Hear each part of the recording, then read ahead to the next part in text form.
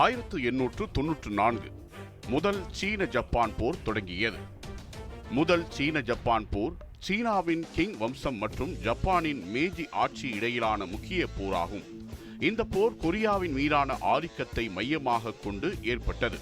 19ஆம் நூற்றாண்டின் இறுதியில் கிழக்காசியாவின் முக்கியமான நிலப்பகுதியான கொரியா மீதான ஆதிக்கத்துக்கு சீனாவும் ஜப்பானும் போட்டியிட்டன. கொரியா பல்லாண்டுகளாக சீனாவின் கட்டுப்பாட்டில் உள்ள ஒரு நாடாகவே இருந்து வந்தது. ஆனால் மேஜி மறுசீரமைப்புக்கு பிறகு ஜப்பான் ஒரு நவீன இராணுவ தொழில்நுட்ப சக்தியாக வளர்ந்ததால் சீனாவுடன் போட்டி நிலை உருவானது. இந்த சூழலில் 1894 கொரியாவின் உள்நாட்டு கிளர்ச்சியான டுங்ஹாக் புரட்சி வெடித்தது. அதனை அடக்குவதற்காக கொரிய அரசு சீனாவிடம் உதவி கோரியதால் சீனா தன் படைகளை அனுப்பியது. ஆனால் இது 1885ஆம் ஆண்டில் செய்து கொள்ளப்பட்ட சீனா ஜப்பான் உடன்படிக்கையை மீறிய நடவடிக்கையானது.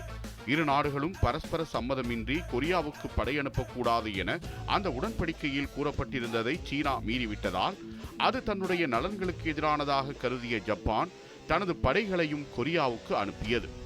Battle of Seonghwan, battle of பியோங் யாங் போன்ற முக்கிய போர்களில் ஜப்பான் வெற்றி பெற்றது.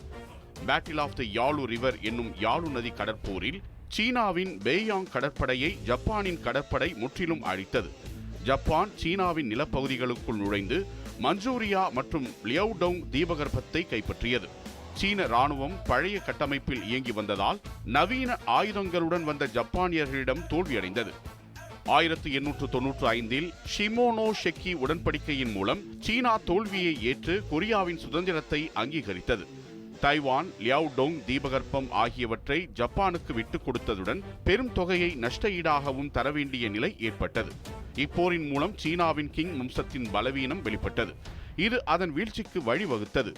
ஜப்பான் கிழக்காசியாவின் முன்னணி இராணுவ சக்தியாக மாறியது.